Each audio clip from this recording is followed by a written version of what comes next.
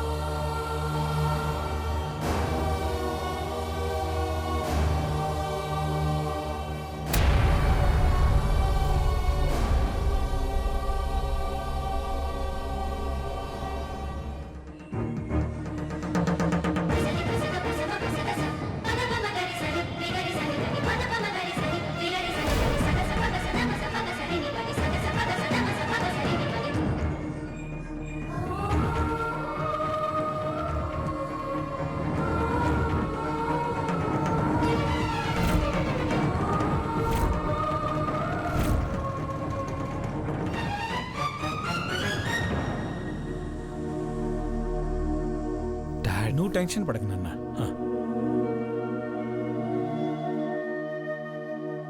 బాబాయ్ డైరీ దొరికింది.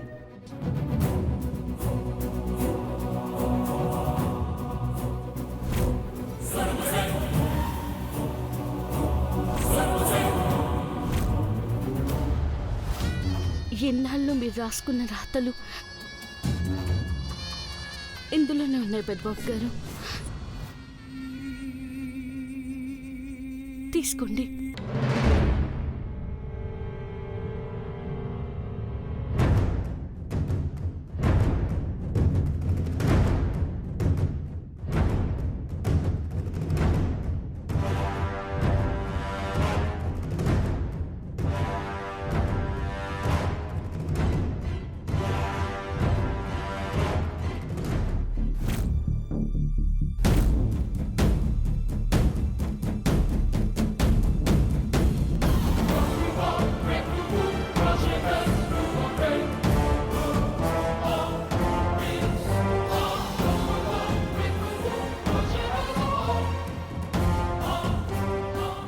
చూడు నాన్న,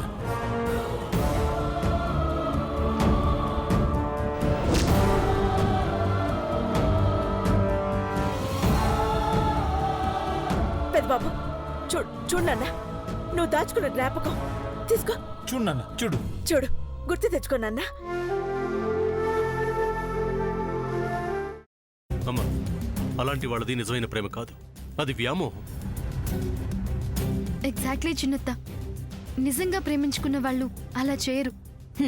ఎంత మనసు విరిగిపోతే కన్న కూతుర్ని పట్టుకొని మా దృష్టిలో చచ్చిపోయా ఉంటుందా తల్లి? అది సరే అమ్మా, తన కూతురుతో తన మాట అనేటప్పుడు ఆమె మాటల్లో వ్యథ, కళ్ళల్లో బాధ గమనించావమ్మా? పెద్దబాబుకు బర్త్డే విషెస్ చెప్పు కూడా వెళ్ళాం కదా. ఊరికే ఎలా కాలిపోతుంది?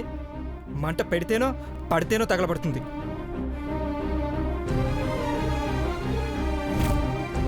కరెక్ట్ చిన్నబాబు, నీకొచ్చినట్టే నాకు డౌట్ వచ్చింది.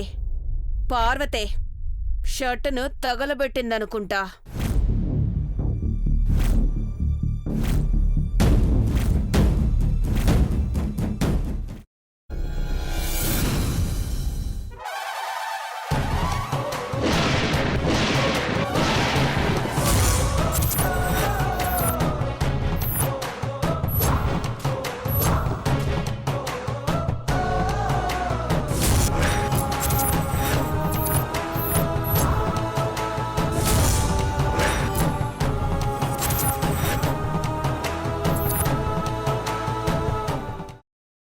తర్వాత పొట్టు తీసేసి చాప్ చేసి పక్కన పెట్టుకోవాలి.